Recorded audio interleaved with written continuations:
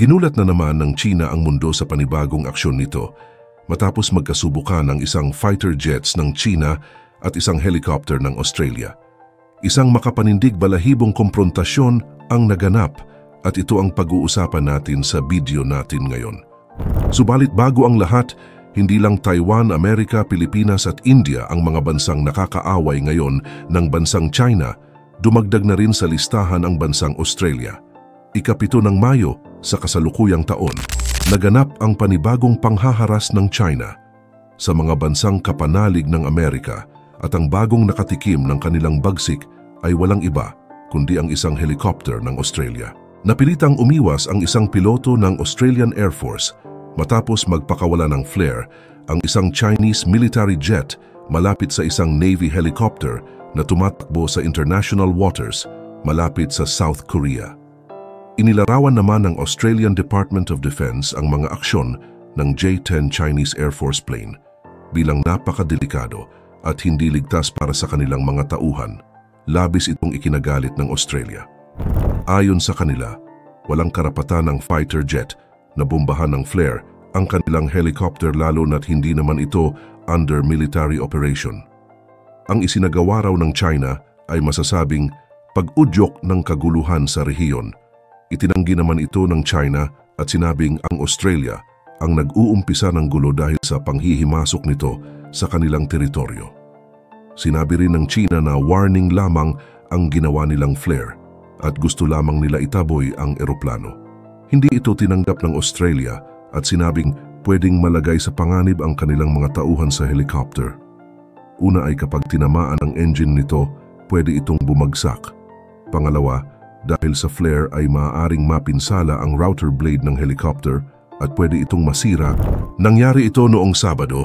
Ayon sa mismong report, ang Australian MH-60R Seahawk helicopter ay nasa misyon ng pagpapalipad nito sa utos na rin ng United Nations na magpataw ng parusa sa North Korea.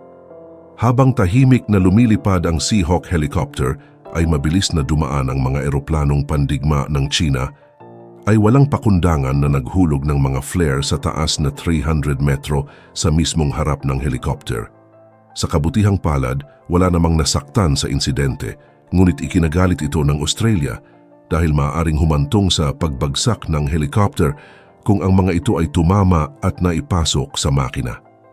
Ito na rin ang pinakabagong komprontasyon sa karagatan sa pagitan ng mga bansa na kaaway ng China. Hindi rin naman maitatanggi na nahaharap ngayon sa matinding problema ang dalawang bansa sa kanilang pakikipagkalakalan na tinawag pang ang undisputed trades. Siyempre, hindi aamin ng China sa kanilang ginawa at sinabing self-defense lamang ang kanilang pagtaboy sa helicopter. Ayon sa Beijing, sadyang lumapit talaga ang helicopter ng Australia at bilang proteksyon sa kanilang maritime at air security ay kailangan nila itong gawin. Ito ang naging pahayag ni Chinese Foreign Minister Lin Jian. Sinabi rin ng China na ang tunay na layunin ng helicopter ay magmasid sa kanilang mga ginagawa at ito ay malaking pagkakamali dahil hindi sila papayag na malagay sa panganib ang kanilang kaligtasan. Sa kabilang banda, ang MH-60 Seahawk ay isang twin-engine helicopter at nagdadala ng 3 tripulante na may basbas mula sa United Nations ayon sa Australian Navy. Nagpasalamat pa rin ang Foreign Minister ng Australia na walang nasaktan sa nangyaring insidente pero patuloy na magproprotesta laban sa agresibong aksyon ng China. Kinondena din ni Defense Minister Andrew Hastie ang bagong aksyon ng China at inilarawan niya ito na provocative and dangerous interaction. Noong nakaraang taon, buwan ng Nobyembre, nagkaroon din ng komprontasyon ang China at Australia na umabot pa nga sa pagkasugat ng isang diver matapos tamaan ng sonar attack mula sa People's Liberation Army. Ayon sa tagapagsalita ng China bilang babala, ang kanilang militar ay gumawa ng mga kinakailangang hakbang para mapanatili ang kaayusan sa kanilang teritoryo. Hindi rin daw sila papayag na basta-bastang nanghihimasok ang kahit na sinong bansa sa kanilang air security. Pero alamin muna natin bakit nga ba napadpad ang helicopter ng Australia sa air defense na sakop ng China.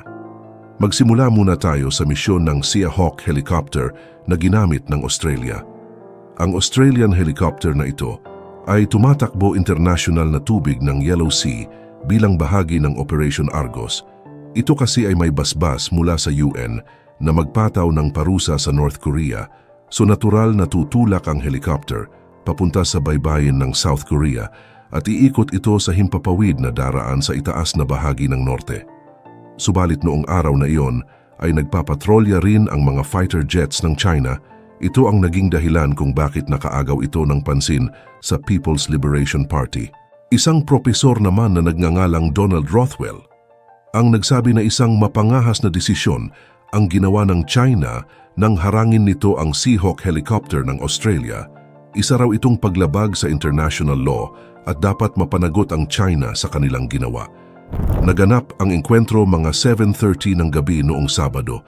Ang Assistant U.S. Secretary of State Daniel Kritenbrink ay nagsabi noong Martes na ang U.S. ay labis na nag-aalala tungkol sa insidente at nagpahayag ng pakikiisa sa Australia. Sa pakikipag-usap nito sa mga mamamahayag sa isang pagbisita sa Canberra, sinabi ni Kritenbrink na ang insidente ay bahagi ng isang mas malawak na kalakaran kung saan ang militar ng China ay nagiging mas agresibo at mapaminsala sa pagpapatakbo sa tubig at airspace sa paligid ng China. Nagpahayag rin si Kritenbrink ng pag-aalala sa ganitong mapanganib na pag-uugali ay maaaring magdulot ng isang aksidente at mas masahol pa. Sa kabilang banda, pinuri niya ang Australia sa pagtulong na ipatupad ang mga parusa ng UN na may kaugnayan sa mga paggamit ng sandatang nuclear ng North Korea at hinimok ang China na gumawa na lamang ng mga bagay na may magandang maidudulot sa rehiyon. Sa kabilang banda, ang pinuno ng oposisyon ng Australia na si Peter Dutton ay hinimok na tawagan ang pinuno ng China na si Xi Jinping upang ipahayag ang mga alalahanin ng Canberra sa pinakabagong insidente. Ngunit katulad din sa mga nakaraang dialogo ay tila bingi at bulag ang China rito. Ayaw nilang makipag-usap sa Australia at magbigay ng maayos na paliwanag sa nangyari. Pero hindi rin naman ito bago dahil matagal nang may mahabang tunggalian ang Australia at China. Hindi ito ang unang insidente na kinasasangkutan ng isang Chinese jet na pinagmulan ng kaguluhan sa himpapawid kasama ang isang Australian aircraft. Dahil 2 taon na ang nakararaan, Hunyo 2022, isang Chinese J-16 na nagpapatrolya sa South China Sea ang naglabas rin ng parehas na mga flare o mga piraso ng aluminum na ang layunin ay lituhin ang radar sa isang missile malapit sa isang Australian P-8 kung kaya't ang mga strip ay nahuli sa makina nito. Nagpakita naman ang Amerika ng listahan ng mga kinasangkutan ng Chinese fighter jets sa makalipas na taon at masasabi talagang marami itong nalabag na karapatan dahil sa mga agresibong gawain sa pagpapalipad sa himpapawid. Nalaman kasi sa ulat ng 2023 Department of Defense sa Military and Security Developments involving the People's Republic of China na mula 2021 hanggang 2023, mayroong mahigit 180 kaso ng mapilit at mapanganib na air intercepts laban sa sasakyang panghimpapawid ng US sa rehiyon na kinasangkutan rin ng mga sasakyang panghimpapawid ng China. Nalaman kasi sa ulat ng 2023 Department of Defense sa Military and Security Developments involving the People's Republic of China na mula 2021 hanggang 2023, mayroong mahigit 180 kaso ng mapilit at mapanganib na air intercepts laban sa sasakyang panghimpapawid ng US sa rehiyon na kinasangkutan rin ng mga sasakyang panghimpapawid ng China. Mas lalong lumalakas ang loob ng China kapag hindi ito pinapatawan ng malaking parusa. Kaya inudyukan ng Australia ang Amerika maging ang mga kaalyadong bansa nito sa kanluran na patawan ng mabigat na sanctions ang bansa. Isa sa nilalaban nilang dahilan para mapatawan ng mabigat na parusa ang China ay ang palihim nitong pagtulong sa Russia sa hindi matapos na digmaan nito sa Ukraine. Nauna nang sinabi ng China na wala silang kinalaman at hindi sila tumutulong sa Russia. Subalit alam ng karamihan na isa itong kasinungalingan. Malapit na magkaibigan ang Russia at China at alam ng mga eksperto na ang China ang nagiging economic partner ngayon ng Russia dahil wala naman ibang tutulong rito, kundi ang China na may mataas na ekonomiya. Naniniwala rin ang mga eksperto na malaking epekto na sa Russia ang mga economic sanctions na naipataw ng mga kanluraning bansa at ang tanging bumubuhay na lamang sa kanila ay ang China. Kaya naman, ito ang kinokondena ng ibang mga bansa na magpataw rin ng mataas na parusa sa China. Kung sa gayon ay matauhan ito sa mga agresibong aksyon na nagaganap sa karagatan at himpapawid. Sa huli, lubhang mas lalong tumindi ang tensyon sa pagitan ng Australia at China. Sa kabila ng mga agresibong aksyon ng China, ay hindi pumapayag ang Australia na manahimik na lang at ipagpapatuloy nito ang pagprotesta sa ginawa ng China sa kanilang eroplano. Ang China sa kabilang banda ay hindi apektado sa mga nangyayari na tensyon pagdating sa seguridad, habang ang Australia ay lumalapit na sa Estados Unidos sa pagsisikap na kontrahin ang lumalawak na impluensya ng China sa rehiyon ng Asia-Pacific.